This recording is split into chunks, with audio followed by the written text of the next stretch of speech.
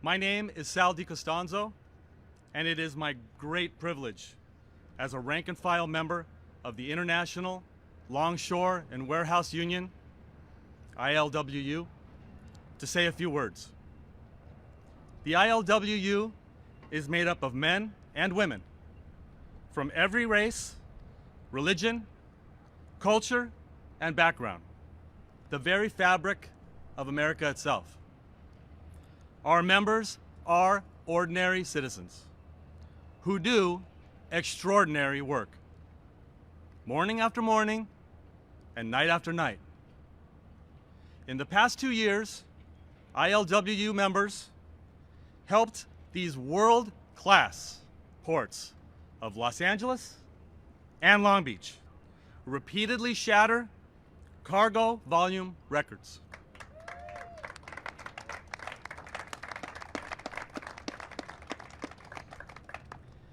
In 2021, despite unprecedented obstacles, over 20 million TEUs crossed these docks. A debt of gratitude is owed to our international, to our coast, and local officers for implementing protocols that helped keep our members safe. Despite those extraordinary efforts, many brothers and sisters did fall ill. Some severely, some with lasting consequences. And too many paid the ultimate price. May we take a moment of silence in their honor, please.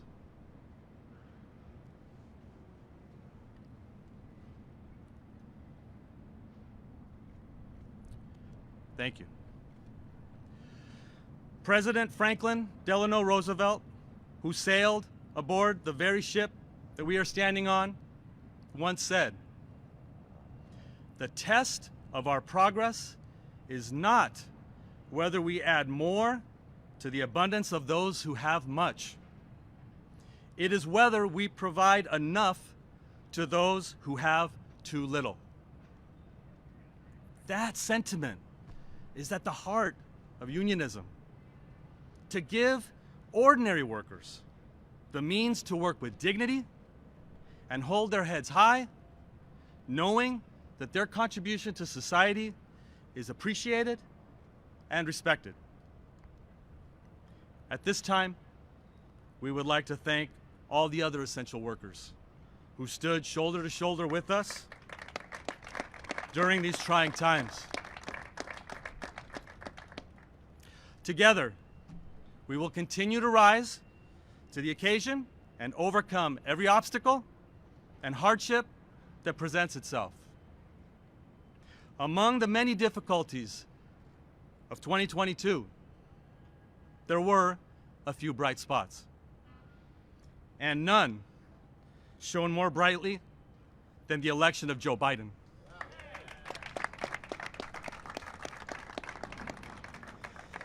The men and women of the ILWU are grateful for his courageous leadership here and abroad, his commitment to strengthening the role of labor within the economy, and for upholding justice and democracy at every opportunity. Without further ado, it is my distinct honor to introduce the 46th President of the United States, Joe Biden.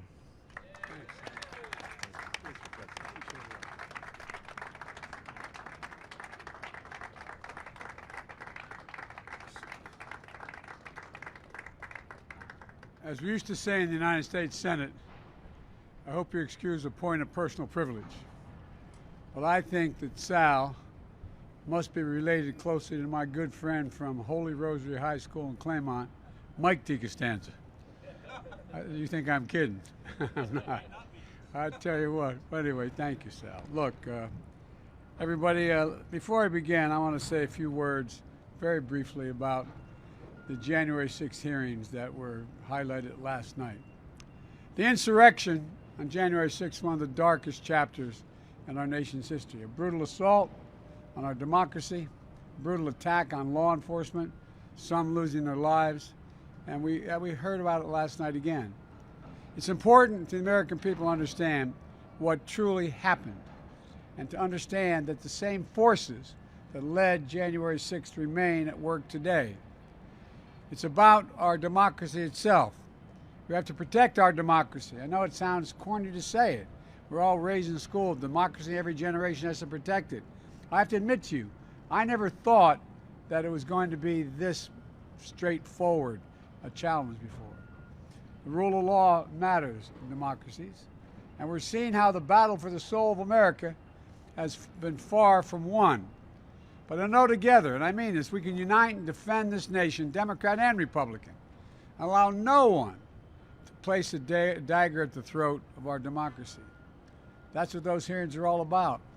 You're going to hear a lot more. I didn't get to watch them last night because I was doing other business. But I tell you what, there's a lot going on. Now look, to the reason I'm here, thank you, Sal, and thanks to Gene in the Port of Los Angeles as well. Mario, thank you for Port of Long Beach, and thank Mayor Garcetti of Los Angeles and the Mayor of Long Beach, who I expect is soon going to be the Congressman from Long Beach, the way it looks like. You guys did a heck of a job when I came out here a couple years ago to try to get things moving. Everybody did, management, labor, elected leaders, as well as at the time, we also had Governor Newsom pushing hard as well. Look, we have two excellent senators, Dianne Feinstein and Alex Padilla. I tell you what, Alex, you don't look any worse for the wear, man. You're looking awful good. You're looking awful good. And Nanette, I think you've always looked good, particularly compared to these guys, you know what I mean? And me, but seriously, thank you, Nanette, for the fire you bring. You bring some fire to this. I really mean it. It's in your heart. And Alan Lowenthal has been working on this for a long time. Alan and I just had a little meeting together. We got to change it, Alan. We can't give up. We got to turn this corner. And John, I can't thank you. You're the real deal. Anybody, I won't get into getting you in trouble, but thanks for sticking up for me. And look, and we have a labor secretary that I'm his translator. He's Marty Walsh from Boston. And but if you need any, if you understand, only thing you got to know, he always has your back. He always has your back. I had an uncle who used to say, Joey, you're labor from belt buckle to shoe sole. Well, he's labor from forehead to the tip of his toes. He used to run the laborers out union. Look, folks, today I'd like to speak about my top economic priority, fighting inflation. I understand Americans are anxious, and they're anxious for good reason. I was raised in a household when the price of gasoline rose precipitously. It was the discussion at the table. It made a difference when food prices went up. But we've never seen anything like Putin's tax on both food and gas. America should also understand our economy has unique strengths that we can build on. The job market is the strongest it's been since World War II, notwithstanding the inflation. We added another 390,000 jobs last month, 8,700,000 new jobs since I took office. An all-time record, never that many jobs in that period of time. Unemployment rate is near historic lows. Millions of Americans are moving up to better jobs and better pay. And since I took office, families are carrying less debt on average in America. They have more savings than they've had. And we're doing it all while cutting the federal deficit by $1.7 trillion this year and $320 billion last. If I hear one of my MAGA friends once again talk about debt and deficits, I'm going to be good. They increased the deficit by $2 trillion. Anyway, that's another story. But look, this is the largest decline in American history. Because of the progress, America can tackle inflation from a position of strength unlike any other country in the world, because every country in the world is getting a big bite and piece of this inflation, worse than we are in the vast majority of countries around the world. But make no mistake about it. I understand inflation is a real challenge to American families. Today's inflation report confirmed what Americans already know. Putin's price hike is hitting America hard. Gas prices at the pump, energy and food prices account for half of the monthly price increases since May. Inflation outside of energy and food, what the economists call core inflation, moderated the last 2 months. Not enough, but it moderated. It's come down. We need it to come down much more quickly. My administration is going to continue to do everything we can to lower the prices to the American people, and the Congress has to act, and they have been of late. One of the key ways to fight inflation is by lowering the cost of moving goods through the supply chain. When I first started talking about the supply chain, when I came here well over a year ago, the American people understandably wondered, supply chain, well, I mean, that's not a usual part of their jargon every day. But they understand it fully now. They understand it. If you can't get the material needed to build a product you're building, whether it's an automobile or whatever it is, it makes it difficult to be able to move. And that's called the supply chain. That's why I've been focused on ports. Last fall, ports around the world were congested due to disruptions caused by the pandemic. So we brought together port operators, shipping companies, and labor, and to ease the bottlenecks. And as a result, over the holidays last, 97% of all the packages were delivered on time and on shelves when you went Christmas shopping. Remember, we weren't going to have anything on those shelves. You all did it. No, not a joke. You did it. On time with minimal delays. Delivery times are actually quicker than they were before the pandemic. And today, there are about 40% fewer containers clogging the docks for long periods of time than there were last November. This May was the strongest month in the Port of Los Angeles' history, the strongest month in its history. And we're helping fund improvements. Because of what my friends in the Congress have done, we passed the infrastructure bill, and we're funding major new initiatives on the docks, on dock rail systems. Port of Long Beach has moved goods more quickly. A port electrification, so communications near the ports can be, and communities can breathe cleaner air because they're using electric machines that are not generating using gas, coal, etc. And we're continuing to expand capacity of our ports thanks to the bipartisan infrastructure law. Look, this is a time we took a different approach also to trucking. Remember, last December, we brought together industry and labor to tackle problems facing truck drivers. It took we had to double the number of commercial driver licenses being issued by the states in order to speed things up. We did it. We sped the creation and registration of apprenticeships, allowing aspiring drivers to earn while they were learning. The result? We hit a record-setting employment in trucking earlier this year. And truckers' wages went up even after accounting for inflation. We're going to keep at it with the new super chain envoy, General Steve Lyons. General Lyons is a 4-star general. He handled the transportation of a little bit of thing. He had transportation command, only tens of millions of billions of tons of things to move, from little things like tanks and aircraft and all that. But all kidding aside, he's come off the sidelines. He's retired. He's helped us identify and get ahead of the challenges that arise at our ports, our railroads, and on the road. This is about reducing costs for families. You know, I have to admit to you, a lot of us elected officials have been in office for a while. Every once in a while, something you learn makes you viscerally angry. Like if you had the person in front of you, you'd want to pop them. No, I really mean it. There are nine major ocean line shipping companies that ship from Asia to the United States. 9. They form 3 consortia. These companies have raised their prices by as much as 1,000%. So everything coming from Asia, they get 90-some% of it, the stuff coming from Asia. They've raised it by 1,000%. That's why I called on Congress to crack down on their foreign-owned shipping companies that raise their prices while raking in just last year $190 billion in profit, a 7-fold increase in 1 year. 7-fold increase, $190 billion. The Senate passed legislation. I'm hopeful the House is going to act soon to crack down on these companies, as I've asked, and lower the cost. And I'm grateful to two Californians, Speaker Pelosi and John Gerardi, for leading this effort.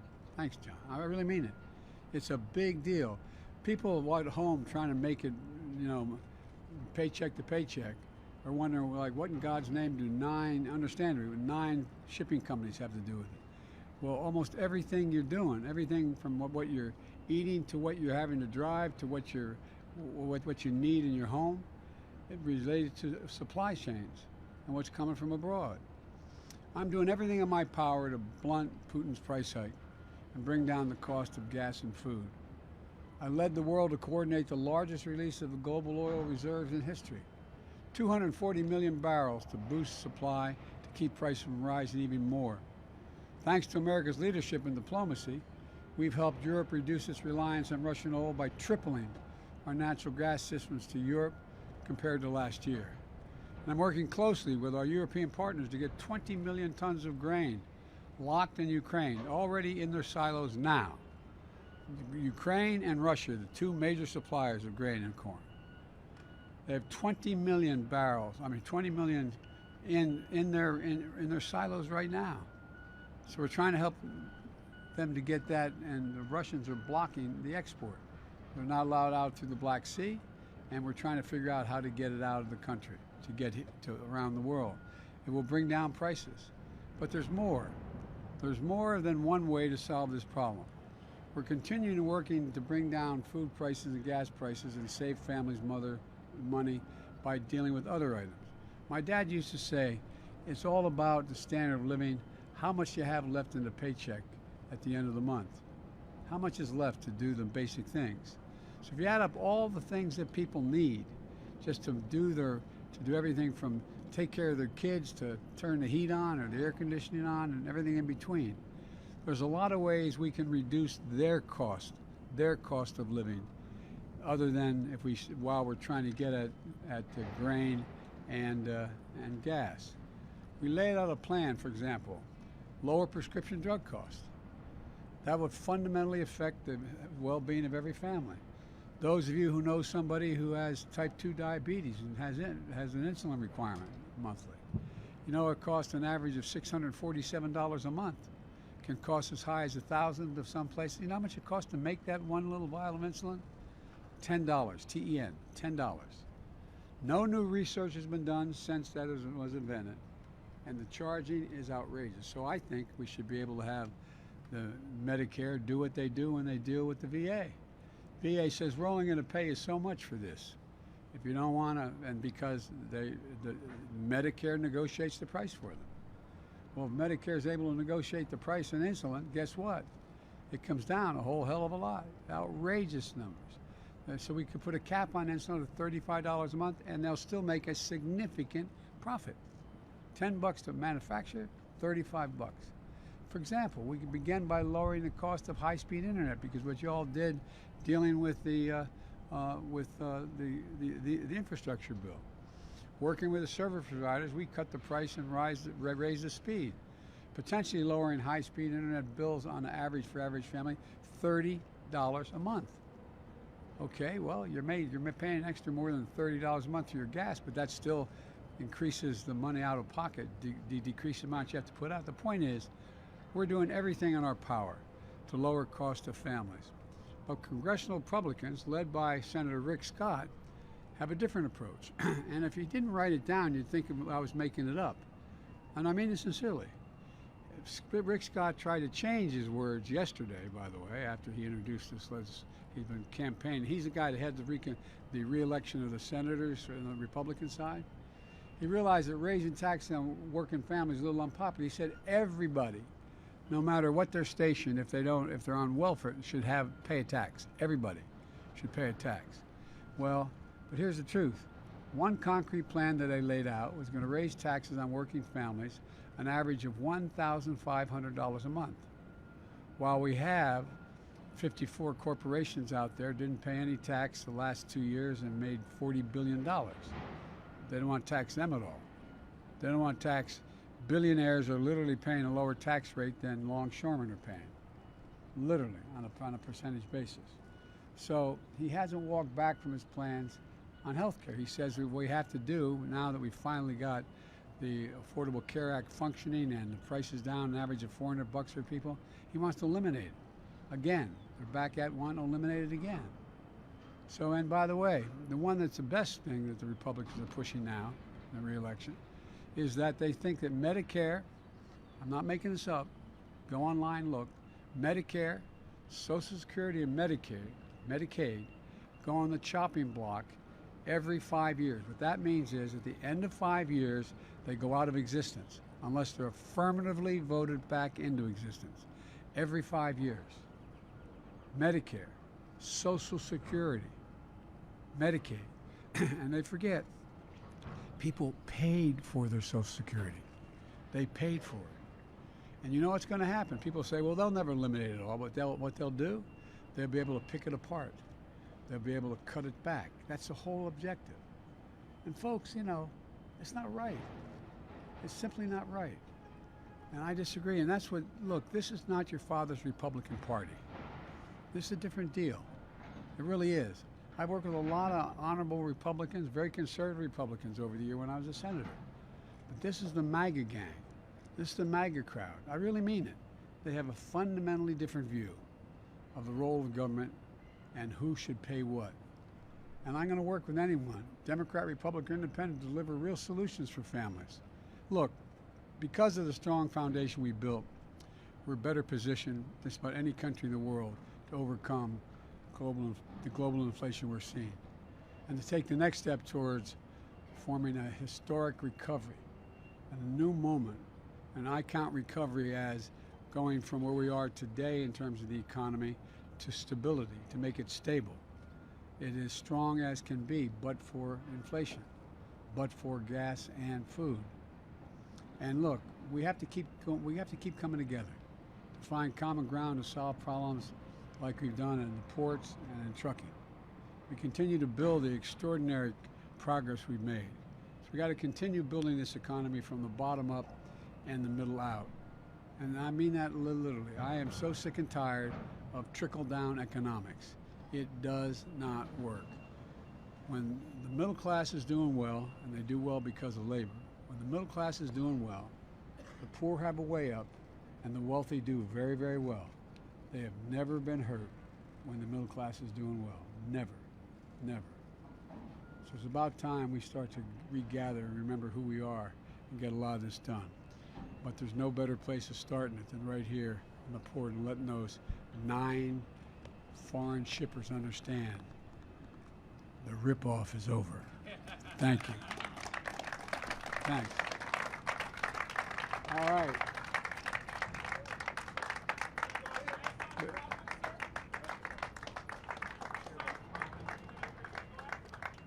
We're going to make sure that everybody knows Exxon's profits. Why don't you tell them what Exxon's profits were this quarter? Exxon made more money than God this year. And by the way, nothing's changed. And they're not, by the way, one thing I want to say about the oil companies. They talk about how they have 9,000 permits to drill. They're not drilling. Why aren't they drilling? Because they make more money not producing more oil. The price goes up, number one. And number two, the reason they're not drilling is they're buying back their own stock, which should be taxed, quite frankly, buying back their own stock and making no new investments. So I always thought Republicans were for investment. Exxon, start investing, start paying your taxes. Thanks.